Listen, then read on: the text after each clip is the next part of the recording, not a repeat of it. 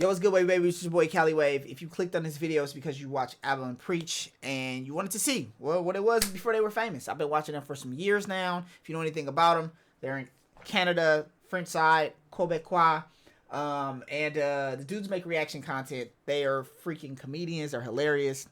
They were street dancers. It's a lot. It's a lot. I know a little bit. We're going to learn out everything on this video. A lot of people have been coming through on my page. I really appreciate the traffic. I appreciate the likes, the subs, and everything else, you know. Please comment more. Let me know what I'm doing wrong and right. I'm trying to get the content better. Please like, please subscribe if you want to, if you just want to let me know what's going on. I'm trying to get to 1,000 subs. And you know, it's been going. It's a time thing. You know, we'll get there eventually. And anyways, I appreciate you guys, and let's start the video. Okay? Okay? Straighten your hair. Today we got some good old Canadian boys, and I'm happy to see it. Here we go. Before they become one of the most controversial comedic duos on all of YouTube, well, the content creators known as Aba&Preach, well, they were born on April 30th, 1990 and February 18th, and 1984, respectfully. Now, as the oldest of the two, well, Preach's real name is Erich Etienne, and he hails from a Haitian stock. Now, in point of fact, well, his parents, they immigrated to Canada from Haiti and then settled into Quebec to raise their son. Now, all the while, well, they made sure to teach him to be proud of his Haitian culture and roots. I say that I'm going back to Haiti for the first time. If you've never seen that video, 100% check it out. It's on Aba&Preach page. He's just talking about going back to Haiti, and he shows some of it, and it's a beautiful video, man. It's a completely slow-paced, basically documentary type deal. It's lit. I'm going back to the Haitian roots that I had. But it wasn't all fun and games for Erich, who growing up, as much as his parents wanted him to celebrate his heritage inside the safety of their own home, when it came to assimilating with his new Canadian identity, well, they encouraged him to fit in as much as possible. Now, he once told the Metro Journal, growing up, if I wanted to see something that looked like me, I had to go to the English side. So rather than watching French language programs such as Watatatao, like the rest of the kids in his age group, I hope I pronounced that correctly, by the way, well, Erich, he preferred to enjoy the comforts of American television series like The Fresh Prince of Bel-Air and Hanging with Mr. Cooper. Listen, if you guys don't know, it's two sides to Canada. It's French, and then there's English. English as in England, as in sovereignty, as in the Queen, right? And then there's France, there's Quebecois, Montreal, French-speaking people. Je m'appelle moi. Salut. And yeah, man, and you know, everybody know Big Draco coming from English side, and so does a lot of other OVO and stuff, and then, you know, you got the French side. So one's a little more famous, and, you know, one's getting there. Cooper. Meanwhile, Abba Atlas was having his own origin story, with his family hailing from Ethiopia before moving to Ottawa and then settling in Montreal. Now, Abba, he was undergoing many of the same struggles Erich was, but in a different kind of way. Now, Abba's mother came to Canada from Eritrea almost 3 decades ago, and ever since then, well, she's toiled away as Wait. Is that really Abba in that one picture, bro? I feel like... Wait. From Ethiopia before moving to Ottawa and then settling in Montreal. Now, Abba, he was... That ain't... Who is this? This ain't Abba? This ain't Abba? Bro, hold on. Did they just throw a random picture of a random black dude in there? Or what? Because that ain't Abba. This right here, this is the thumbnail. Who the fuck is that? Wait, wrong way. Who the fuck is that? That ain't Abba. Undergoing many of the same struggles Erich was, but in a different kind of way. Now, Abba's mother came to Canada from Abba's mother came to Canada from Eritrea almost 3 decades ago, and ever since then, well, she's toiled away as a hotel housekeeper to make ends meet for Abba and his 4 siblings. Now, during his difficult teenage years, well, Abba... Was that Preach? Was that Preach?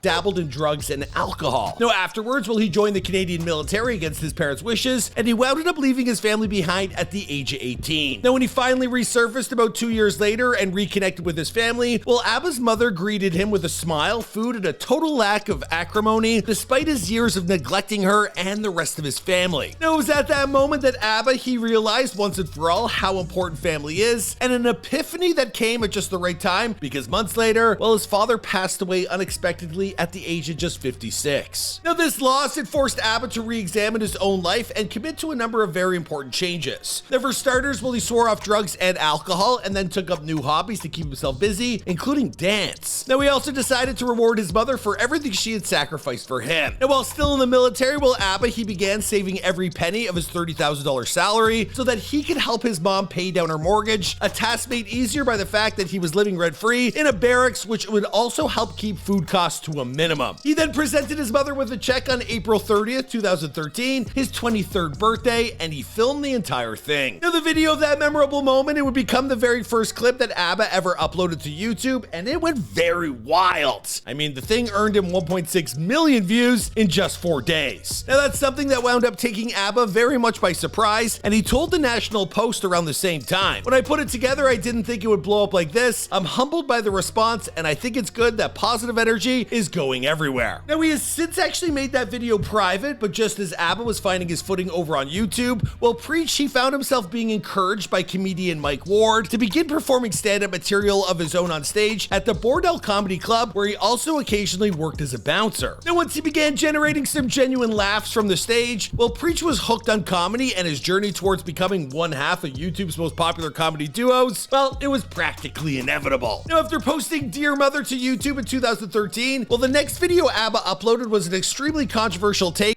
Good ass video. Good ass video. This is gonna talk about it, but I'm gonna talk about it.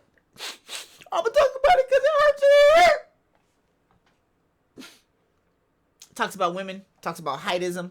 It talks about how women judge men on about their height or whatever. And it's a freaking another hilarious video. I'm telling you right now, dude. If you've never seen this video, I do a reaction to this video on my channel, so you can go check it out on my channel. But I would go check out the original thing on his channel as well, bro. It's so freaking good, bro. And it just shows you how people judge other people and don't really want to be judged. Like, I mean, obviously that's normal. That's people. It shouldn't be normal, but it is. But just check that out. On dating and heightism. In particular, how a man's height affects the choices women make. A video that wouldn't just become one of Aba&Preach's most controversial creations, but their very first collaboration. Now, these two, they met for the first time while attending one of their favorite shared pastimes, a dance competition out in Montreal. Now, eventually, Aba's role in these events will evolve from participating in the contests to recording them on his camera. Now, when Preach saw some of Aba's earliest attempts at recapping these competitions online, well, he realized that Aba had real skills behind the lens, and the two decided to team up. He was entering a competition that I was DJing and filming the dance competition and doing like all the recaps of those dance competitions. Now, first, Aba, he helped Preach shoot a demo reel of his dancing abilities. After they both enjoyed that experience, well, Aba suggested Preach he show up in the aforementioned heightism YouTube video, which officially marked the first appearance of Aba&Preach. Even though technically speaking, well, Preach, he was just an extra on Aba's channel. Now, once that video went viral, well, both men, they decided to team up officially and continue producing content while opening up a dialogue between the English and French-speaking sides of Quebec. Now, when asked to discuss the reasoning behind their decision to embrace multiple languages in much of their content, well, Preach, he told the Metro Journal, and I agree with this: "We make our videos in English because we want to open up to the world and to the possibilities of a market larger than Montreal. In the same way that Celine makes her music in English, she releases an album every 5 years in French, but she makes most of her cash in English, and not even here, but in the States." Now, over the course of the next 4 years, while Aba&Preach, they would push the boundaries of political correctness and touch upon a number of controversial subjects, which helped take their content to the next level. And where other comedians might be afraid to tread thanks in large part to a fear of backlash, well, Aba&Preach have no such qualms. Now, whether it's conversations on relationships, sex, or racism, well, the bottom line is nothing is off limits for these two men. And the way they see it, well, these types of hard truths are often necessary for the public to hear. Now, Aba, he told the Metro Journal, "Sometimes people in our community are shocked by what we say. Truth touches people in really sensitive places, and even if it hurts, it is often necessary." This is so true. Gabe, if you made it this far in this video, LSG, my boy, okay? This is what I'm talking about right here, bro. That's why I don't really trip off of reacting to a video or what people think of what I think. Because the thing is, I'm not judging other people for what they think. Do you know what I mean? No matter if I think it's stupid or whatever I think, I'm just letting people know what I think. And like-minded people could watch it, or people who weren't like-minded could watch it. and they can still understand why I think that or where I'm coming from with that. You know what I mean? It's not like it's just all way out of it. You know what I mean? The world's just getting a little too loud, and we just gotta come back in just a little bit. Just a little bit. Yeah. Now, one clear-cut example of this is the duo's opinion on the alleged possibility of the next James Bond being transformed into a black woman. Now, while many in the media see this as a potential win for diversity, yeah, that sounds stupid. That sounds stupid. Like, they could easily, that's a dumb one, because you could just easily just make a female character.